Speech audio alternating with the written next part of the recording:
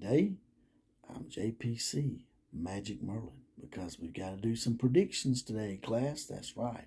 Today we have Michigan versus Georgia. Those muttball lickers, those hedge pissers from Athens. But even though I'm not the outlaw today, there is a little secret I gotta tell you. Come here.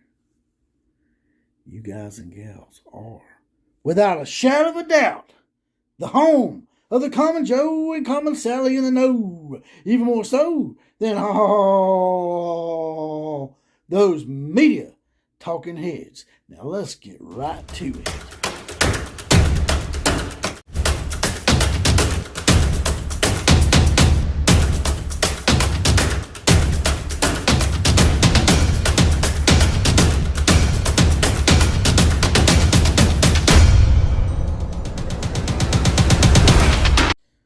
Had to break out my prediction hat, my Magic Merlin hat.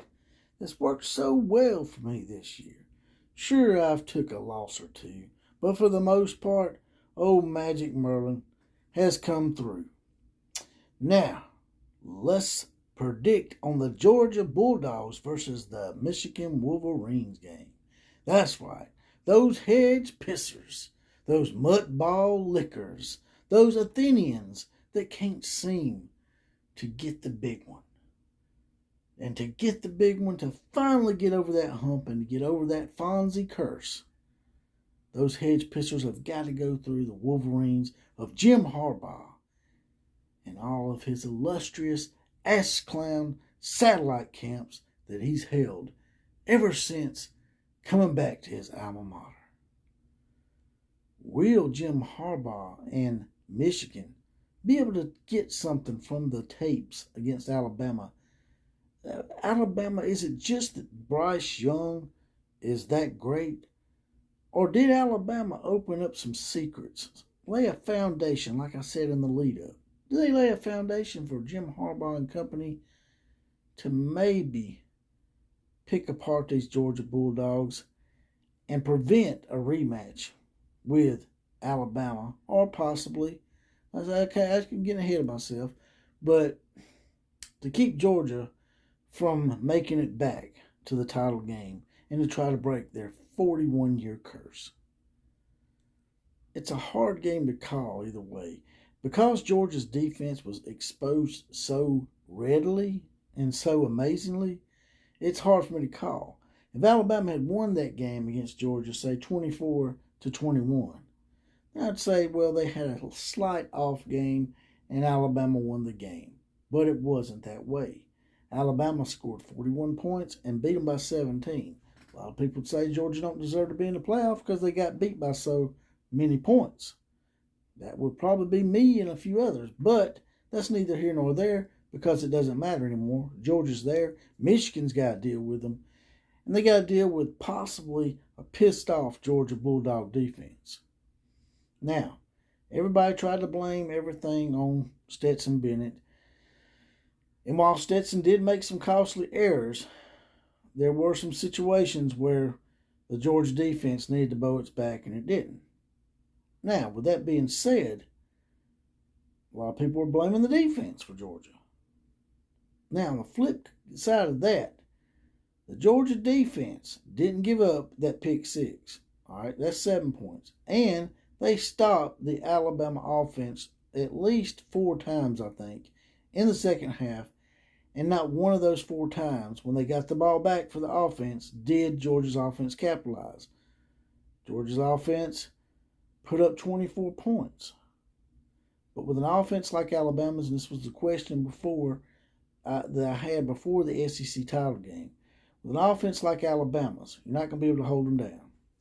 If you can hold Alabama's offense down to less than 31 points, you're doing a good job. You know, there's going to be times when that offense has an off night, just like they did against Auburn and LSU. But you just got to hope for that. Doesn't mean it's going to happen for you. And it didn't happen for Georgia. They happened to run into Alabama on a night where Alabama was actually clicking on all cylinders. And pretty fired up because all week long, all Alabama heard was how Alabama was going to get their ass handed to them and how this was Georgia's time. And it pissed Alabama off, I think. I think Nick Saban used that for motivation. And the next go around, if they happen to play each other again, not too sure that'll work for Nick this time, because now Georgia have all the vengefulness in mind for sure.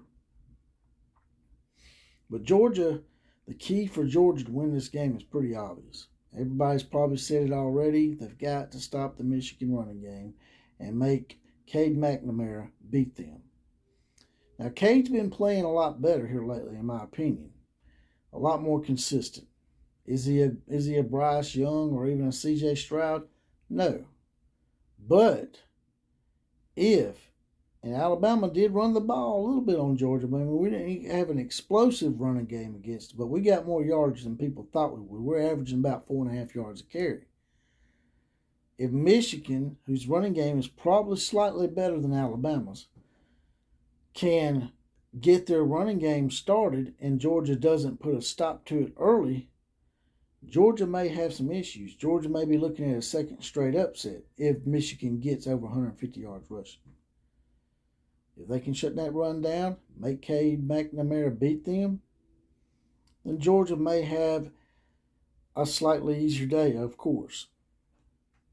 It's hard for me to think that Georgia's going to allow this kind of exploitation of their defense 2 games in a row. It's hard for me to think that would happen.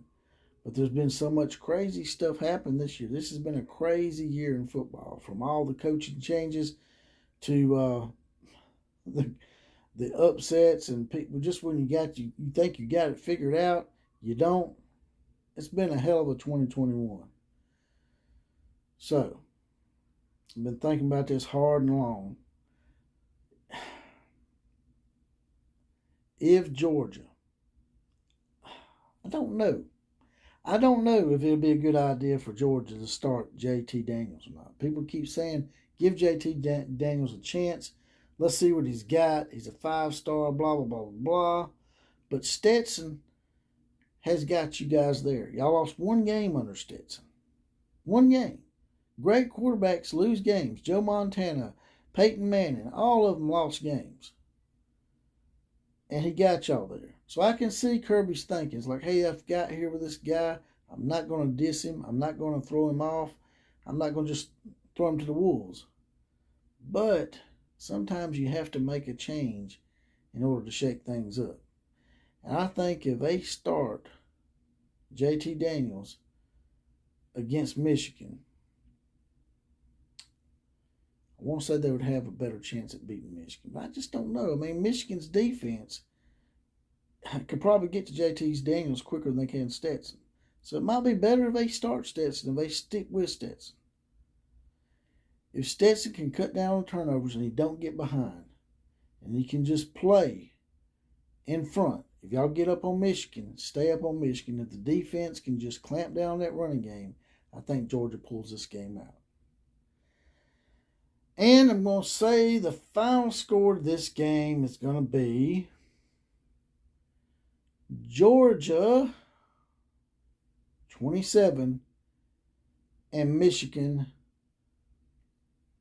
10. And that's all I got to say about that. You guys and gals give me your prediction on this game. Tell me if I'm right or wrong, and then we'll find out in a few weeks. And with that, I'm going to get off of here. Like, share, comment, and subscribe to this channel. And as always, KMCA to all the other teams.